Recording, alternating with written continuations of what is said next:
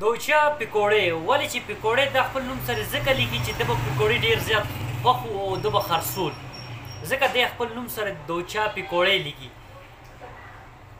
السلام علیکم زما ګرانې مینهوالو، زه فیضان ګلستان یو ځل بیا حاضر یم.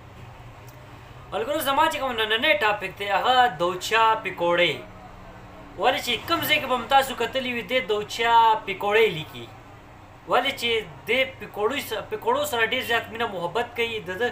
د پکوړو دکان او د پکوړو کاروبار به یې کولو او دی ځان ته پېښورۍ وایي خو لیکي پکوړې.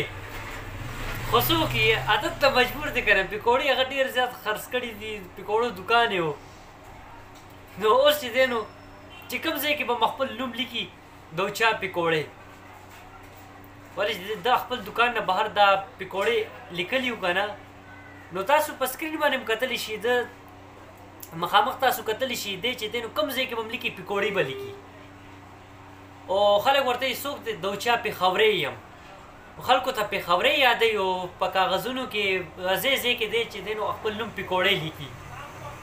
و دوچا دا دې څه ډرامه جوړه کړې ده یار. د پکوړې هغه چې دی نو کیسه ډېره ښکلې کیسه ده، دا به یو ځل بیا به زه تاسو ته ورومه، ولې چې ما سره دونه ټایم دې ټایم کې نشته، مختصر ټایم دی. نو ما ویل دوچا ته د هغه زاړه یادونه ورته راتازه کړمه.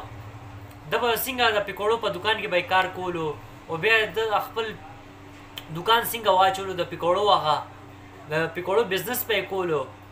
نو اوس چې دی نو د علي شه ډرامې فلمونه لګیا جوړوي، والته کې ما خپل نوم سره دوچا پکوړې لیکي. نو سونیشا ته فلحال د دې خبرې پته نشته چې ده د پکوړو بزنس هم کړی دی. څه ټایم ورته پته ولګي بیا به خو د دې په مازغو کې دونه خبره نه راځي چې دی ګوري نه چې دوچا لګیا د خپل نوم سره پکوړې لیکي.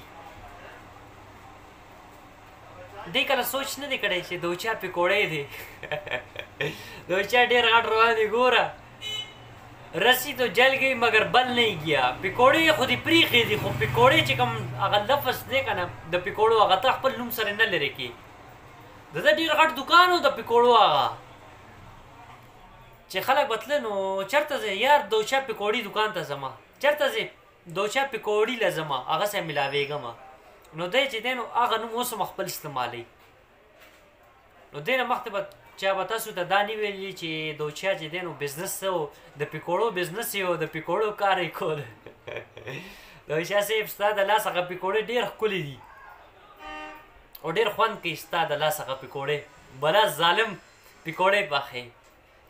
بس ملګرو زما دا میسج دا پیغام و دوچا پکوړي دپاره نه، زما مطلب پېښوري دپاره. چې ویډیو مو خوښه شوي نو لایک یې کوئ، خپل دوستانو سره شیر کوئ او چې کوم نوې دوستان راغلي دي زما په چینل باندې تاسو ځان سره زما دا یوټیوب چینل هم سبسکرایب کوئ او انشاءالله ډېر زر یوې نوې ویډیو کې به ملاقات کېږي. تر هغې پورې زه تاسو نه اجازت غواړم. د لوی الله په امان، والسلام.